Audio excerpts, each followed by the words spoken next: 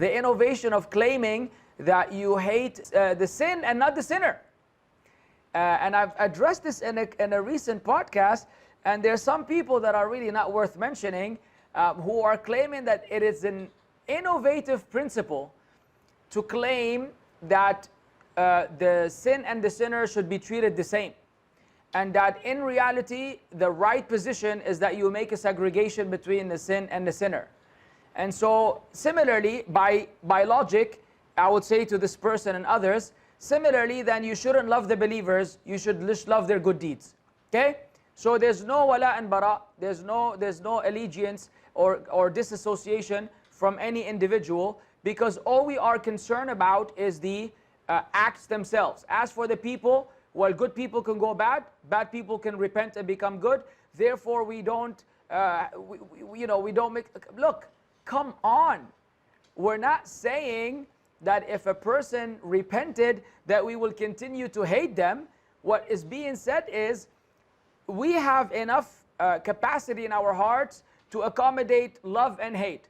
So as the scholars say, such as Sheikh bin Baz, you say you love the person for his tawheed and his Islam and obedience to Allah, and you hate him for his sin and his innovation until he repents. So you just like anything else, you're able to combine between loving a person for the good that they do and hating the person for the bad that they do. And that's how you feel about everyone. You love a certain teacher for being nice to you in class, and you hate that teacher for giving you the worst homeworks. And you cannot say, I love the teacher, but I hate the homework. Did the homework come on its own? Did the homework invent itself, or did the teacher give you the homework? The teacher gave you the homework. Are you able to love the teacher for being nice and hate her for the homework? Absolutely. And so you can hate a brother and love a brother for the good and the bad. And to me, this is clear and common sense. A person today will turn around and say that if you say something like this, then you have a malicious, evil intent. And that you have a problem with someone who's making a statement of this sort, and that clearly this is just ignorance of Islam, ignorance of the teachings of Islam.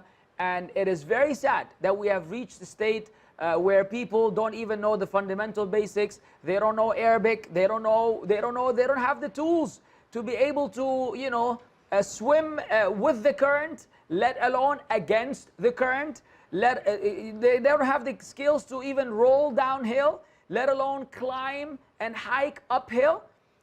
But they want to address these issues and then pass judgments about others out of ignorance, I always assume good. Even, by the way, even the people that have done the most damage to the Muslims, I've always had a problem in being able to say that this person has a malicious intent.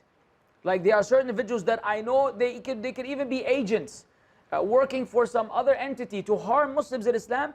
I have a difficult time for me to reach the point or have the audacity to say this person is purposely, intentionally trying to misguide the Muslims.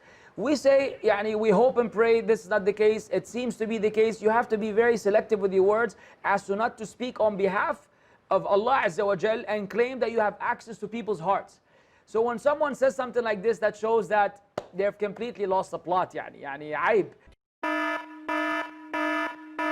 That person should not be one who prefers his friends and whatever, homies, acquaintances over the truth, where they become a form of clique. Sometimes the race card is the most common card, and we see this today in the scene. Oh, I'm African American, he's African, so black people. So you see that certain black people may create a bond with each other against quote unquote white Muslims or Pakistani Muslims or Indian Muslims who are not even thinking about race to begin with. Most of us don't look at people from a racial point of view. We look at people, I personally look at people as a Muslim or a non-Muslim. White, black, yellow, green, orange, I don't care. I sincerely don't care, never cared. Because to me, we're all the children of Adam, and we're all we came from the same place, we're going to the same place, so all these things are irrelevant. You see that some people involved in da'wah do not look at things this way at all. And so they have an affiliation. And for example, when this Black Lives Matter issue came up with the incident in America and George Floyd, we saw a lot of Muslims that we thought adhere to Islam. They reached a point where they prefer matters of race over matters of religion. The racial aspect took over and compromising their commitment to the way of the righteous predecessors, which was heartbreaking and very sad to see.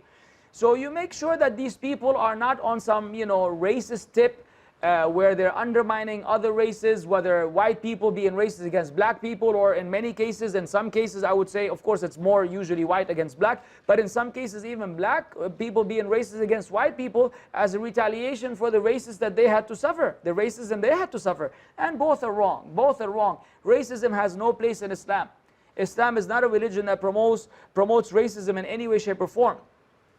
I mean, if you want me to mention names, I don't know if you want me to mention names.